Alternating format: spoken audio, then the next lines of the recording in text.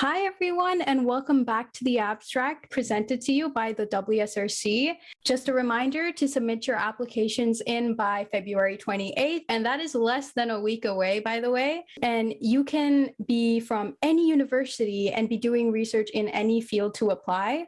And if you do have any questions about applications, then I think you came to the right place because we are interviewing research today. So we're going to be going over everything in terms of, the application process. And if we didn't answer any of your questions today, just message us on our socials at Western SRC or send those questions to our email at westernsrc@gmail.com. So today we are starting off our team interviews with our amazing research team. And unfortunately, not everyone was able to make it, but hopefully we'll be able to answer most of the questions about the application process. My name is Janica. I'm the creative lead at the Abstract, and I'm also VP of External at WSRC. My name's Colette, and I'm in my fourth year studying biochemistry of infection and immunity, and I am the research director. And my name is Irvi. I'm also part of the research committee. I'm in my fourth year doing a specialization in biochem and cancer bio. So starting off, we'd like to do 2 truths and a lie. This is something new on the abstract. So does anyone want to go first? I can go. Yeah. Okay. First one, me and my sister are born on the exact same day. Second one, I accidentally drove my car into a tree. And third one, I went into a hot tub fully clothed. Which one? Ooh, like to hit a tree with your car, but also there's like mistakes happen, What are you thinking, Colette? I feel like the birthday one is too specific to come up on your own. So maybe your close birthdays, but like to come up with that totally out of the blue. So I think I'm gonna have to go with, and the hot tub one's just kind of a strange one. It's a weird one. I think I'm gonna have to go with the car one too, just because I feel like the other two, I just don't know how you'd come up with them. I guess the same with the car, but the car one is the lie. I definitely have not driven into a tree. And I'm glad because I don't want you to get hurt. Amazing. Colette, do you want to go next or should I? Yeah, I can go. So I guess one is I sometimes eat kiwis with the skin on instead of taking it off. Another one is I used to have a pet hedgehog when I grew up. And the last one is that I did competitive figure skating as well. Okay. I might have more knowledge about Colette than you think. I feel like you've told me that you have eaten kiwis with the skin on and you liked it. Okay. And you also mentioned figure skating. So I'm going to say hedgehog, but Irvi, what do you think? I think I've also heard the kiwi thing. I feel like this is a discussion in the past. So... I do use that as a fun fact, so I wouldn't be really shocked if I've told you guys. So I'm also going to go with the hedgehog. Yeah. Well, you guys are wrong, actually. I did have a hedgehog growing up. His name was Purdy, after like the chocolate hedgehogs that you can get at Purdy's. I wasn't a competitive figure skater. I have been watching a lot of figure skating at the Olympics, but I did do like competitive Irish dancing and rowing and other sports, but not figure skating. Oh, it was rowing. That's what you put on the, what was it? The takeovers.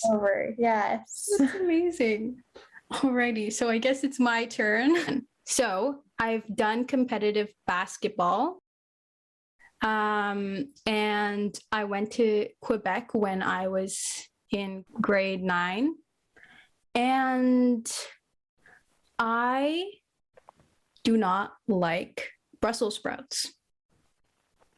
I know most people don't like Brussels sprouts. I've never had them, so I can't really comment on even whether I like them or not. So that makes that one a little bit tricky because I can't even relate to if it's something you actually would dislike. I know lots of people go to Quebec in grade 9, at least for French studies. So I guess maybe I'll go with basketball. I guess I'm gonna go with the Brussels sprouts. Brussels sprouts? Yeah. Yeah, Brussels sprouts was the lie. I've done competitive basketball when I was younger, but yeah, those were two truths and a lie. So we're going to be getting into some questions now. The first question is, what makes WSRC stand out amongst other conferences? Yeah, so I can start this off, I guess. Okay, I guess I'll talk about maybe the conference in general, and then maybe Irby, you can talk to more some of the research specific ones. But I think the main one is that we're interdisciplinary and multidisciplinary, and that we accept abstracts from a lot of different fields, and we're excited to be able to see them. And we work a lot on making sure that we're evaluating different fields according to what would be the standards of those fields. And so it really allows for this dispersion of knowledge and being able to learn a lot about maybe fields that you're not as well acquainted with. For sure. And just to add on to what Colette just said, one of the nice things about this conference is that there's like multiple things that you can do. So we have like the poster presentations and the oral presentations and also flash talks. So whatever you're kind of like comfortable with doing, you can like choose whatever you want to do. If you're like better at like, doing an oral presentation, you can definitely take on that. Or if you're like better at doing the creative sort of poster stuff, that's definitely there as well. And so like having all those different avenues, also like for the people who attend, like there's like a wide variety of things that you can see. And I think this year we're also trying to incorporate some workshops for everyone, so everyone can, learn some new skills. So that's really exciting, and we're really looking forward to that. Wow, some really new things coming for WSRC 2022. And hearing all of that makes me super excited for April 2nd to 3rd. That's like written in my calendar. And also the workshops we're planning. Just a quick question. Is that happening during the conference or like before for just presenters? Yeah, the workshops are going to be happening during the conference, and they're going to be towards people that are attending and obviously the presenters as well. And it's really to some of them are working on building on skills that will help you at events like these. Others are focused more on future careers, like if you're wanting to attend medical school or graduate school. We have ones working kind of on those sides of things. So we have lots of different ones, kind of ones building your skills as well as preparing you for future applications. Amazing. And guess what, everyone? Presenter applications are out, so you have the opportunity to showcase your research. So would you guys tell us a bit about, the application and the application process? For sure, I can take on that. So for the application, I guess the main part is that like everyone's submitting an abstract, and that's like under 250 words. And we're kind of just looking for the basic things that you would normally write in an abstract. So we have like a nice little rubric that's there in the application to use. So definitely like go by the criteria that we have there. We try to be like as specific as we could. I guess like just in general to go over it, there's like the background. So like just talking about what your research is and then why you're doing your research, so your rationale, and then what kind of methods you're taking on, and then what kind of results you have. And you don't necessarily need to have results to even be able to participate in this conference. Like if you don't have results, that's totally fine. You can talk about what you're expecting, and we're totally open to looking at those as well and including them in our conference. Wonderful. What are you looking for in the applicants? I guess the main thing is work, especially if you're working with a professor, really make sure that they're okay with you submitting your abstract, and really make sure that your writing is clear and concise as much as possible, and also broken down to that general academic audience. At the end of the day, some people that are judging your abstract may not be directly from your field, as this is this interdisciplinary from multiple fields conference. And so just making sure that you're using just a general academic audience in mind, unless you're doing the 3-minute thesis that needs to be paired more towards just a general public audience. And so really focusing on just that clear communication makes it a lot easier when we're marking it to see that you're hitting those rubric points. And so just use that rubric as a guide, as that's at the end of the day what we're looking at when we're grading your abstract. Wonderful. So what's something, I guess this is less of, the application process and more of being part of the team.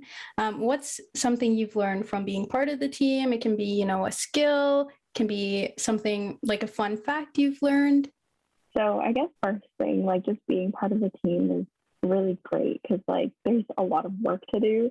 And it's just so nice to be able to distribute that between everyone and just like lessen the workload on everyone. So that's always really nice.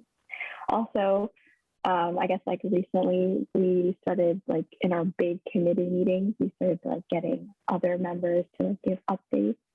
And apparently whatever we say, it comes true. So, we make the rules. So if we want to make something up and add something new, we can definitely just add that in, and all of a sudden that's what's going to happen. We've made it so that the committee decides what kind of stuff we're doing. So if they say something's happening, we're going to try our hardest to make it happen as part of the conference. And I think that's exciting because we're bringing in new ideas. And I think sometimes that's where the most exciting stuff happens, is when we're open to these different opportunities. And so I think that's something that I've really enjoyed learning, is being in the director role this year, is getting to kind of work and have other people's opinions come forward, and working on these workshops and bringing those to kind of life has been really exciting. I think one of the kind of skills and fun things I've learned is in evaluating the abstracts is just seeing the diverse amount of research that's going on at the undergraduate level.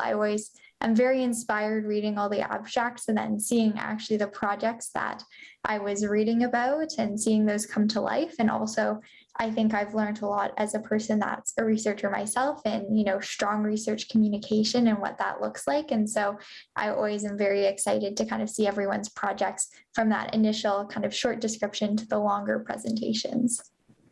Yeah, I love that. Seeing everything come into fruition. See, I haven't been able to go to a lot of conferences where it was just like so much research from a variety of fields, which you can learn from. And I like learning new things, like the most randomest things, So just going to the conference is so fun. And I guess this is a fun one. If you could create a team name for your committee, what would it be? This question took a little bit of work, a little bit of creativity. I think we started like, we should try to do an alliteration and try to do like R, and the adjectives were not working out. And then we were thinking about animals, and we got to like rhinoceroses. But eventually we kind of came to the Research Avengers as our sort of team name. Let me tell you, when Irvi mentioned like Research Avengers, I feel like Colette and I were just like in awe of the creativity. I was just like, that's a perfect name. It's great for what we do. We're here to lift up all of our researchers and help kind of make that process into the conference a little bit smoother. So do you have any advice to those applying and submitting their abstracts right now? Yeah, I would say really just follow that rubric. At the end of the day, as I said earlier, that's what we're really judging the abstracts off of. And so if you follow kind of those suggestions, I think you're really well set. And again, you're always more than welcome to also reach out to us with questions. But, I'd start your application sooner and, write your abstract and go through it with a red marker, write it longer than the 250 words and just cut it back to that essential information. And, with multiple revisions, I'm sure it will look great. But just really stick to that rubric and give yourself the time to really perfect it. Yeah, I guess just to like add on to that, I think Colette captured most of it, but as long as like, you're following that rubric and what your research is like well articulated, easy to understand, and just remember that the audience is broad. So just keep that in mind when writing, and maybe even get it checked over if you have the time from somebody that doesn't know your research very well, so you can see if it is well understood. But yeah, if you follow the rubric, you should be golden. Those are amazing tips. And so definitely use them when you're applying to be a presenter at our conference. So hopefully you had more insights into what research is looking for when they're grading your applications. Thank you again, Irvi and Colette, for coming here today to talk to us more about what research does. It was really fun chatting with you guys. It was really fun chatting with you too. I've had a great time, and we're excited to read all your applications. Super excited.